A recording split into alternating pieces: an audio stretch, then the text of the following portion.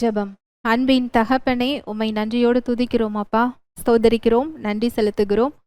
உம்முடைய அன்புக்காக, உம்முடைய கிருபைக்காக, உம்முடைய இரக்கங்களுக்காக நன்றி அப்பா. நாங்கள் நிற்பதும் நிர்மூலமாகாமல் இருப்பதும் உம்முடைய சுத்த கிருபை தகப்பனே, நன்றி செலுத்துகிறோம். எங்களுக்கு என்ன என்ன தேவைகளோ எல்லாவற்றையும் நீர் சிலுவையில் செய்து முடித்திருக்கிறீர். எங்களுடைய அலைச்சல்களை நீர் அறிந்திருக்கிறீர்.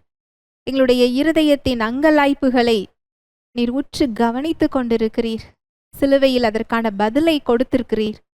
இந்த சத்தியத்திற்கு நேராக எங்களை வழிநடத்தி கொண்டிருக்கிற சத்திய ஆவியானவரே, வேதத்தின் இரகசியங்களை, மறைப்பொருட்களை எங்களுக்கு எளிமையாக நாங்கள் கற்றுக்கொள்ளும்படியாக எங்களுக்கு கற்றுக் கொடுக்கிறதற்காக நன்றி. தடைகளை, மனக்கடினத்தை இயேசுவின் நாமத்தினாலே அப்புறப்படுத்துகிறேன். வார்த்தையாக கடந்து வருகிறதற்காய் நன்றி. உம்முடைய வார்த்தையை நீர் அற்புதங்களினாலும் அடையாளங்களினாலும் உறுதிப்படுத்துகிறதற்காய் நன்றி செலுத்துகிறேன். முழுமையாக அர்ப்பணிக்கிறேன். இயேசுவின் மூலம் ஜெபிக்கிறேன் நல்ல பிதாவே, ஆமேன். ஹல்லேலூயா, பிரைஸ் தி லார்ட். இஸ்ரவேல் மக்கள் அநேக எதிரிகள் அவர்களை சூழ்ந்திருக்கும் போது ஒடுக்கப்பட்ட, தாழ்த்தப்பட்ட நிலைமையில் தேவனை நோக்கி முறையிட்டார்கள். தேவன் தமது வார்த்தையை அனுப்பி அங்கு ஒரு அற்புதத்தை நிகழ்த்துகிறார். இன்றைக்கு பிரியமானவர்களே, நீங்கள் அநேக ஒடுக்கத்தில் தாழ்த்தப்பட்டு நின்று கொண்டிருக்கலாம். தேவனுடைய அற்புதத்திற்காக நீங்கள் காத்து கொண்டிருக்கலாம். தேவன் நறுங்குண்ட இருதயத்தை அவர் புறக்கணியாத தேவன். அதை குணமாக்குகிற தேவனாயிருக்கிறார்.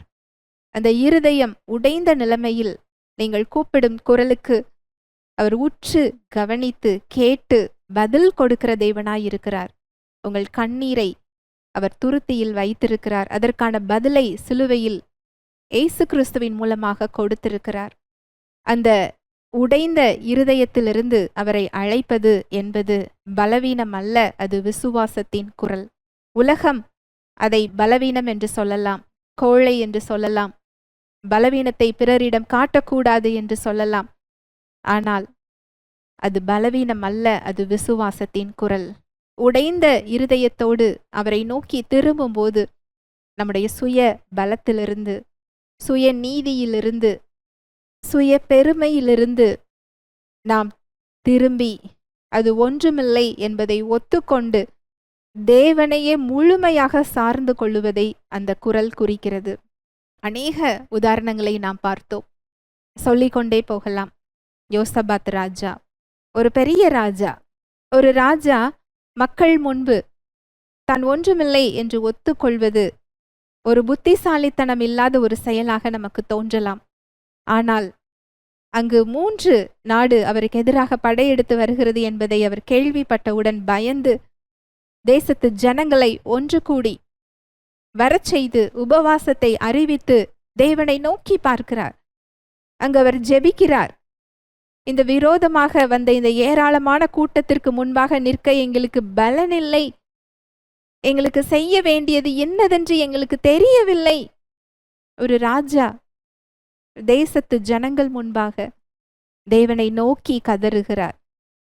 தான் ஒன்றுமில்லை, என் பலத்தால் முடியாது, எனக்கு உம்முடைய கிருபை வேண்டும். அந்த உடைந்த இருதயத்தின் குரல் அதுதான்.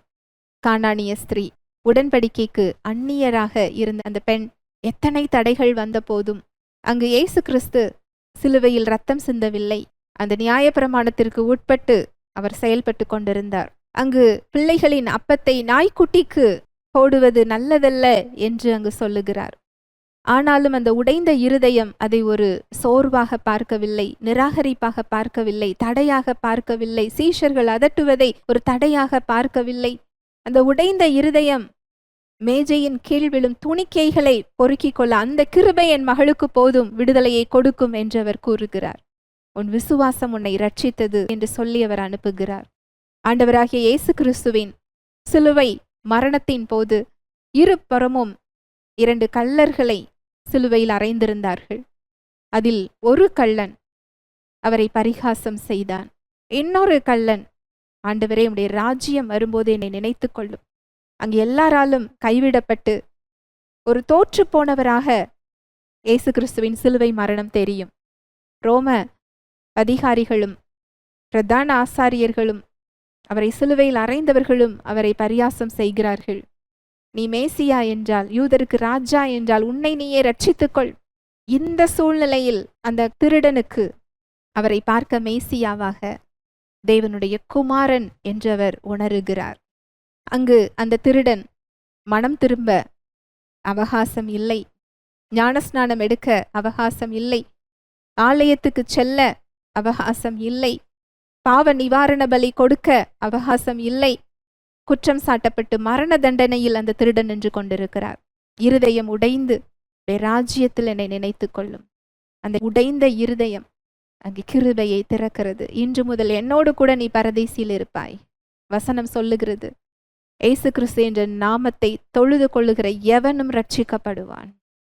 யாராயிருந்தாலும் சரி, அந்த உடைந்து போன இருதயம் தன்னுடைய பலம் அல்ல, என்னுடைய பலம் ஒன்றுமில்லை என்று ஒத்துக்கொண்டு அவரை முழுமையாக சார்ந்து கொள்ளுகிற, அவரை நோக்கி கூப்பிடுகிற இருதயம், அது பலவீனம் அல்ல, அது விசுவாசத்தின் குரல். அது தேவனுடைய இருதயத்தை அசைக்கும் குரல், தேவனுடைய கிருபையை வெளிப்படச் செய்யும் இடம். நாம் உடைந்து அழும்போது தேவன் இறங்குகிறார் என்று அர்த்தம் அல்ல. அவர் ஏற்கனவே நம்மை அன்பு செய்திருக்கிறார். நீங்கள் அவரை நோக்கி முழு மனதோடு திரும்பும் போது, உடைந்த நிலைமையில், உங்கள் சுயம் உடைக்கப்பட்ட நிலைமையில் அவரை நோக்கி திரும்பும் போது அந்த அன்பை நீங்கள் அனுபவிக்க முடியும். சிலுவையில் அவர் கொடுத்த பதிலை பிரகாசமுள்ள மனக்கண்களை கொண்டு உங்களால் பார்க்க முடியும். அந்த நன்மையை நீங்கள் பெற்றுக்கொள்ள முடியும். இருதயம் உடைந்து அவரை நோக்கி திரும்புவது என்பது பலவீனம் அல்ல, அது விசுவாசத்தின் குரல். நீங்கள் இருதயம் உடைந்து அவரை நோக்கி திரும்பும் போது அந்த அற்புதத்தை பார்க்க முடியும், அந்த கிருபையை பார்க்க முடியும். இது இஸ்ரவேல் மக்களுடைய வாழ்க்கையில் நாம் பார்த்தோம். அந்த மக்கள் முறையிட்ட போது அவர்களுடைய கூக்குரலை கேட்டு, பார்க்கவே பார்த்து அதை கேட்டு நான் இறங்கினேன் என்று தேவன் சொல்லுகிறார். மோசையை எழுப்புகிறார். பலத்த அற்புதங்கள் செய்து எகிப்திலிருந்து மீட்டு செங்கடலில் இருந்து வெளிக்கொண்டு வந்து கானானுக்குள் வழி நடத்தி கொண்டிருக்கிறார். இந்த அற்புதங்களை அந்த பார்த்த மக்கள், தேவனுடைய பல அற்புதங்களை பார்த்த மக்கள், இஸ்ரவேல் ஜனங்கள் வனாந்தரத்திற்குள் வந்தவுடன் என்ன செய்தார்கள் தெரியுமா? கர்த்தருடைய கட்டளைகளையும் வார்த்தைகளையும் தங்கள் இருதயத்தில் தியானித்து தங்கள் சிந்தனைகளை மாற்ற தவறிவிட்டார்கள். அற்புதம் நடந்து அவர்கள் கைகளில் விடுதலை வந்த பின்பும் அவர்களின் சிந்தனையோ இன்னும் எகிப்தின் அடிமைத்தன சிந்தனையாகவே இருந்தது. விளைவு என்ன? கொஞ்சம் தண்ணீர் இல்லாத போதும், கொஞ்சம் உணவு தட்டுப்பாடான போதும் அவர்கள் மீண்டும் எகிப்திற்கே திரும்பி போக வேண்டும் என்று முறுமுறுத்து வனாந்தரத்திலேயே மடிந்து போனார்கள். யோசுவாவும் காலேபும் தவிர எகிப்திலிருந்து வந்த ஒரு தலைமுறையும் கானானுக்குள் பிரவேசிக்கவில்லை. இந்த சம்பவம் நமக்கு கற்றுத்தரும் மாபெரும் ஆவிக்குரிய சத்தியம் என்னவெனில், கர்த்தர் பெரிய அற்புதங்கள் செய்து அவர்களை எகிப்திலிருந்து கொண்டு வந்தது உண்மைதான். ஆனால் கர்த்தருடைய வார்த்தை அவர்களுக்குள் நிலைத்திராததால் அவர்களால் அந்த விடுதலையை தக்க வைத்து கொள்ள முடியாமல் போனது. இன்று நம்முடைய ஆவிக்குரிய ஜீவியத்திலும் நம்முடைய கூக்குரல், இருதயம் உடைந்த நிலைமை, பிரச்சனை என்னும் எகிப்திலிருந்து நம்மை வெளியே கொண்டு வந்து அற்புதத்தின் வாசலை திறக்கும். ஆனால் நாம் பெற்றுக்கொண்ட விடுதலையில் சாத்தான் மீண்டும் நம்மை வீழ்த்தாதபடி நிலைநிறுத்த வேண்டுமானால் நமக்கு தேவனுடைய வார்த்தை மிகவும் அவசியம். பிரியமானவர்களே, இந்த ஆவிக்குரிய சமநிலைக்குள் வருவதற்கு நமக்கு சத்தியம் தேவை. அதனால்தான் ஆண்டவராகிய இயேசு கிறிஸ்து சொல்லுகிறார், சத்தியத்தையும் அறிவீர்கள், சத்தியம் உங்களை விடுதலையாக்கும். இந்த முக்கியமான சமநிலை சத்தியம் நமக்கு தேவை.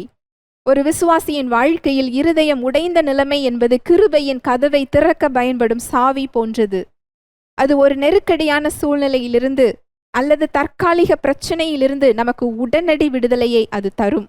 ஆனால் பெற்றுக்கொண்ட விடுதலையிலும் ஆசீர்வாதத்திலும் தொடர்ந்து நிலைத்திருக்க வேண்டுமானால் நமக்கு தேவனுடைய வார்த்தை மிகவும் அவசியம். தேவனுடைய வார்த்தை மட்டுமே நமது சிந்தனை முறையை மாற்றி நமக்கு நிரந்தர சுதந்திரத்தை உறுதிப்படுத்துகிறது. வார்த்தை சொல்லுகிறது, சத்தியத்தையும் அறிவீர்கள், சத்தியம் உங்களை விடுதலையாக்கும். இங்கு இயேசு கிறிஸ்து அற்புதம் உங்களை விடுதலையாக்கும் என்று சொல்லவில்லை, அல்லது உங்களது அழுகை உங்களை விடுதலையாக்கும் என்று சொல்லவில்லை. சத்தியத்தையும் அறிவீர்கள், சத்தியம் உங்களை விடுதலையாக்கும் என்று சொல்லுகிறார். இந்த அறிவீர்கள் என்பதற்கு கிரேக்க மொழியோட அந்த வார்த்தையின் பொருள் என்னவென்றால், அனுபவபூர்வமாக நெருங்கி அறிதல் என்று பொருள். ஒரு உதாரணம், லூக்கா 17வது அதிகாரத்தில் இருக்கிறது. 12 முதல் 19 வரை 10 குஷ்டரோகிகள் தூரமாக நின்று இயேசு கிறிஸ்துவை நோக்கி கூப்பிட்டு, அவர்கள் சமுதாயத்திற்குள் வர முடியாது, ஊருக்கு புறம்பாக தான் அவர்கள் இருக்க வேண்டும். அந்த காலத்தில் அது தீட்டு என்று சொல்லப்பட்ட ஒரு நோய். அவர்கள் சமுதாயத்தை விட்டு ஒதுக்கி வைக்கப்பட்டிருப்பார்கள். அவர்கள் சரீரத்தில் மாத்திரமல்ல, அவர்களது மனதிலும் சிந்தனையிலும் பலவீனமாக ஒடுக்கப்பட்டு இருந்தார்கள். அந்த சூழ்நிலையில் அவர்கள் ஊருக்குள் வந்து இயேசு கிறிஸ்துவை நோக்கி கூப்பிட வேண்டும் என்றால் ஒரு தடையை உடைத்துதான் அவர்கள் வருகிறார்கள். எங்களுக்கு இறங்கும் என்று இயேசு கிறிஸ்துவை நோக்கி கூப்பிடுகிறார்கள், சத்தமிட்டு கூப்பிடுகிறார்கள். இருதயம் உடைந்த ஒரு நிலைமைதான். இயேசு அவர்களுடைய கூக்குரலை கேட்டு அந்த வசனத்தை வாசிக்கலாம். லூக்கா 17, 13, 14. இயேசு ஐயரே, எங்களுக்கு இறங்கும் என்று சத்தமிட்டார்கள். அவர்களை அவர் பார்த்து, நீங்கள் போய் ஆசாரியர்களுக்கு உங்களை காண்பியுங்கள் என்றார். அந்தபடி அவர்கள் போகையில் சுத்தமானார்கள். இயேசு ஐயரே, எங்களுக்கு இறங்கும் என்று சத்தமிட்டார்கள். அவர்களை அவர் பார்த்து, நீங்கள் போய் ஆசாரியர்களுக்கு உங்களை காண்பியுங்கள் என்றார். அந்தபடி அவர்கள் போகையில் சுத்தமானார்கள். அவர்கள் போகையில் இயேசு கிறிஸ்துவின் வார்த்தைக்கு கீழ்ப்படிந்து அவர்கள் திரும்பி போகின்ற வழியில் தான் இந்த சுகத்தை அவங்க பார்த்தாங்க. அவர்கள் அவரை நோக்கி கூப்பிட்டு அந்த இருதயம் உடைந்த அந்த கூப்பிடுதல், அந்த அழைப்பில் அவங்க அந்த அற்புதத்தை பார்த்தார்கள். ஆனால் ஆழமான உண்மை சத்தியம் என்னவென்றால், சுகமடைந்த 10 பேரில் ஒரே ஒரு சமாரியன் மட்டும்தான் தனக்கு நடந்த அற்புதத்தை விட அற்புதம் செய்தவராகிய இயேசு கிறிஸ்துவின் வார்த்தை பெரியது, அவர் பெரியவர் என்பதை உணர்ந்து அவரிடம் திரும்பி வந்து விழுந்து ஸ்தோத்தரித்தார், அவரை மகிமைப்படுத்தினார். இயேசு அவரை பார்த்து, உன் விசுவாசம் உன்னை ரட்சித்தது என்றார். மற்ற 9 பேரும் சுகத்தை மட்டுமே பெற்றுக்கொண்டார்கள். ஆனால் வார்த்தையானவரிடத்தில் திரும்பி வந்தவரோ, இவர் மாத்திரமே தன்னுடைய ஆத்துமாவிலும் சரீரத்திலும் முழுமையான தேவ விடுதலையை பெற்றுக்கொண்டார். கம்ப்ளீட் ஹோல்னஸ் டெலிவரன்ஸ், ஆத்தும ரட்சிப்பை அவர் பெற்றுக்கொள்ளுகிறார். நாம் அற்புதத்தோடு இந்த 9 குஷ்டரோகிகள் போல அற்புதம் பெற்ற உடனே உலகத்தோடு சென்று கலந்து விடுகிறோம். பிரச்சனையின் போது தேவனை நோக்கி கூப்பிடுகிறோம்.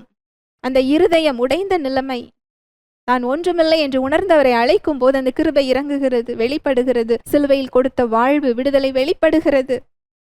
ஆனால் அற்புதம் நடந்த பிறகு நாம் சத்தியத்தை அறிந்து வேதத்தை வாசித்து தியானித்து நம்முடைய தவறான சிந்தனைகளை மாற்றவில்லை என்றால் என்ன நடக்கும்? மீண்டும் அதே தவறான முடிவுகளை எடுத்து அதே பாவ குழிக்குள், பலவீனத்துக்குள், கடனுக்குள் விழ வாய்ப்பிருக்கிறது. எனவே கூக்குரல் மூலம், இருதயம் உடைந்த அழைப்பின் மூலம் வாசலை திறந்து விடுதலை பெற வேண்டும். ஆனால் சாத்தான் மீண்டும் உள்ளே வராதபடி தேவனுடைய வார்த்தையின் மூலம், சத்தியத்தின் மூலம் அந்த வாசலை காத்து நம் வாழ்க்கையை நிலைநிறுத்த வேண்டும். சத்தியம் இந்த இடத்திற்கு நம்மை வழி நடத்துகிறது. பிரியமானவர்களே, நம்முடைய இருதயம் உடைந்த நிலைமை கிருபையை நம் வாழ்விற்குள் கொண்டு வருகிறது. ஆனால் சத்தியமோ, தேவனுடைய வார்த்தையோ அந்த விடுதலையை, வாழ்வை, ஆசீர்வாதத்தை நம்முடைய வாழ்வில் நிலைநிறுத்துகிற நங்கூரமாக இருக்கிறது. அற்புதம் ஒரு படகு போன்றது, தேவனுடைய வார்த்தை நங்கூரம் போன்றது. ஹல்லேலூயா, பிரைஸ் தி லார்ட். அற்புதத்தை பார்த்தவுடன் இந்த 10 குஷ்டரோகிகளில் 9 பேரை போல அற்புதங்களோடு உலக ஆசைகளுக்குள் ஓடி போகிறவர்களாக இருக்காமல், ஏனென்றால் இன்னைக்கு அநேகரிடத்தில் எழுகின்ற ஒரு சந்தேகம் இதுதான். இந்த செய்தியை கேட்டுக்கொண்டிருக்கிற, இந்த சத்தியத்தை கேட்டுக்கொண்டிருக்கிற சகோதர சகோதரிகளே, நீங்கள் பல அற்புதங்களை தற்காலிகமாக பார்த்திருக்கலாம். வியாதி சுகமாகி இருக்கலாம், கடன் பிரச்சனைகளிலிருந்து உங்களுக்கு தற்காலிக வழி பிறந்திருக்கலாம். ஆனால் என் வாழ்க்கையில் மட்டும் ஏன் இன்னும் நிரந்தர சமாதானம் இல்லை? ஏன் நான் மீண்டும் மீண்டும் அதே பலவீனங்களுக்குள் விழுந்து போகிறேன் என்று ஆவிக்குரிய தவிப்போடு இங்கு அமர்ந்திருப்பீர்கள் என்றால், இந்த 10 குஷ்டரோகிகளில் 9 பேரை போல அற்புதங்களோடு உலக ஆசைகளுக்குள் ஓடி போகிறவர்களாக இராதேயுங்கள். அற்புதம் என்பது உங்களை எகிப்திலிருந்து வெளியே கொண்டு வரும் ஒரு அவசரமான ஒரு படகு போன்றது. ஆனால் தேவனுடைய வார்த்தை தான் உங்களை புயலிலும் கவிழாமல் பாதுகாக்கும் அசைக்க முடியாத நங்கூரம். உங்களுடைய பிரச்சனைகளில், சூழ்நிலைகளில் உடைந்த இருதயத்தோடு அவரை நோக்கி பாருங்கள். சிலுவையில் அவர் கொடுத்த அந்த கிருபையின் பலனை உங்கள் வாழ்வில் நீங்கள் பார்க்க முடியும். அதோடு நின்று விடாமல் தினமும் அவருடைய வார்த்தையாகிய சத்தியத்தில் உங்கள் வேர்களை ஆழ பதித்து உங்கள் விடுதலையை நிரந்தரமாக்கிக் கொள்ள அவர் ஆவலுள்ளவராயிருக்கிறார். இன்றைக்கு அவர் உங்களை அழைக்கிறார். இந்த சமநிலையான சத்தியத்திற்கு நேராக உங்களை அவர் வழி நடத்துகிறார். நாம் விசுவாச அறிக்கை சொல்லுவோமா? பரம தகப்பனே, உம் சமூகத்தில் என் கைகளை விரித்து என்னால் முடியாது, உம்மால் மட்டுமே முடியும் என்று சரணடைவது பலவீனம் அல்ல. அதுவே தேவனுடைய கிருபையை வெளிப்படுத்தும் விசுவாச இடமாக இருக்கிறது. சாத்தானுடைய எந்த ஒரு குற்றச்சாட்டுகளுக்கும் நான் இடம் கொடாமல் கானானிய ஸ்திரீயைப் போல உமது கிருபையுள்ள இருதயத்தை மட்டும் நம்பி உம் பாதத்தில் வருகிறேன். தகப்பனே, அற்புதம் பெற்றவுடன் ஓடிப்போன 9 குஷ்டரோகிகளைப் போல நான் வாழ மாட்டேன். என்னுடைய உடைந்த இருதயத்தின் குரல் மூலம் வெளிப்பட்ட கிருபையின் வாசலுக்குள் பிரவேசித்து உமது வார்த்தையாகிய சத்தியத்தில் நிலைத்திருப்பேன். உடைந்த இருதயத்தின் குரல் எனக்கு தற்காலிக விடுதலையை தரும்.